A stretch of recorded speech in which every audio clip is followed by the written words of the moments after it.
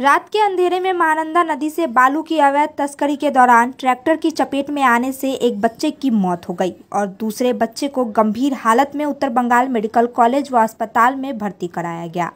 महानंदा नदी से बालू तस्करी की शिकायत कई बार पुलिस से की जा चुकी है, लेकिन पुलिस ने आज तक बालू माफियाओं के खिलाफ कोई कार्रवाई नहीं की है।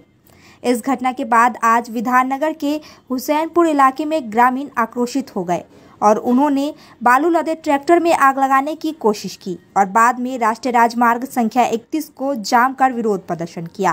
स्थानीय लोगों का आरोप है कि नदी से बालू चुराते समय ही एक बच्चे की मौत हो गई, जबकि एक अन्य घायल हो गया।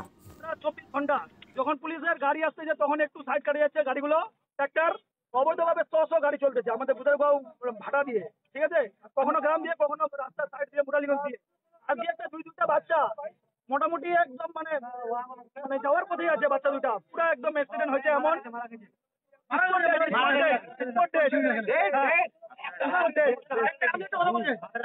আমরা অবৈধ বালির ব্যবসা বন্ধ করতে চাই। পুলিশকে অনেকবার বলা সত্ত্বেও পুলিশ কোনো কথা শুনছে না, কানে তেল দিয়ে ঘুমাচ্ছে পুলিশ। পুলিশকে অনেক আসুন না, আমরা অবৈধ বালির ব্যবসা বন্ধ করতে চাচ্ছি। না হয় যদি কেউ পারমিশন দিয়েছে পুলিশ, যদি পুলিশ ট্রাক্টরওয়ালাকে বলছে যে তোমাদেরকে কে চালাতে বলছে, বলছে পুলিশ চালাতে বলছে।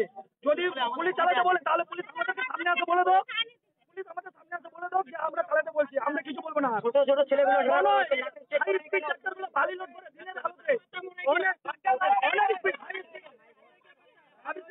बच्चा भी अभी डेड हो गया, दो बच्चा एक बच्चा इसको डेड हो गया है।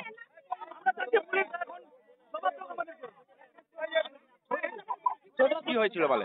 এখানে যে বালি বোঝাই করা ট্রাক্টর দুটা বাচ্চার উপরে উঠাই দিয়েছে, যার কারণের ফলে বাচ্চা স্পটে ডেড করেছে আর একটা মানে মরা মরা অবস্থাতে আছে। কি হবে জানি না। এর আগে আমরা পুলিশকে বারবার পিটিশন দিয়েছি, নাম ধরে পিটিশন দিয়েছি, তা সত্ত্বেও পুলিশ কিন্তু তৎপর কিন্তু কার্যকর করছে না। আমরা বারবার বলেছি যে কোনো মুহূর্তে যে কোনো সময় দুর্ঘটনা হতে পারে। আজ তার পরিণাম কিন্তু আমাদের সামনে কিন্তু আমরা দেখতে পেলাম যে দুটা বাচ্চার এখানে অ্যাক্সিডেন্ট হয়েছে, একটা স্পট ডেড করে ফেলেছে অলরেডি এখানে। তার সঙ্গে সঙ্গে এইবার এমন অ্যাক্সিডেন্টটা হয়েছে যে মাথার থেকে মগজটা পর্যন্ত বের হয়ে গেছে। এবার ভাবা যায় যে আমরা এতদিন বারবার প্রশাসনকে বলা সত্ত্বেও প্রশাসন যদি স্ট্রিক্টলি এখানে যদি ব্যবস্থা নিত তাহলে আজ কিন্তু এই দুর্ঘটনা কিছু হতো না। আজ মানুষ পুরো হচ্ছে এমন ভাবে রেগে আছে যে কি বলবো, যে বলার মতো না। পুলিশকে 1 ঘন্টা আগে আমরা 1 থেকে 1.5 ঘন্টা আগে ফোন করেছি, পুলিশ আসলো 1 থেকে 1.5 ঘন্টা পরে। কেন আমরা বলছি কেন? একদিকে আমাদের মানে যে বালি পাচারকারীরা বারবার অবৈধভাবে বালি তুলে নিয়ে যাচ্ছে, এদিকে রাস্তায় দুর্ঘটনা হচ্ছে। পুলিশকে বারবার অভিযোগ করা সত্ত্বেও পুলিশ যদি তৎপর যদি না হয় তাহলে আমরা পাবলিক কি বলবো? রাস্তায় আমাদের নামতে হবে বাধ্য হয়ে, আমাদের করার কিছু নাই।